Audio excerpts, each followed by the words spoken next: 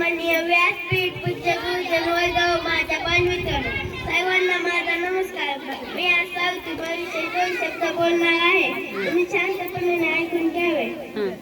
सावित्रीबाई फुले या भारताच्या पहिल्या महिला शिक्षक होत्या. त्यांनी त्यांचे आयुष्य शिक्षण प्रसार केले व समाज सुधारणेच्या कामात व्यतीत केले. त्यांचा जन्म 3 जानेवारी 1831 रोजी सातारा जिल्ह्यातील माळेगाव येथे झाला. त्याचा उल्लेख कविता मानत आहे. श्रद्धेने पारा भगिनीनो, श्रद्धेने पारा भगिनीनो, वर्त या सावित्रीचे. या मातेने केले सोपे अवघड जगणे तुमचे. ती नसती तर स्त्री प्रगतीच्या आसपासही नसती.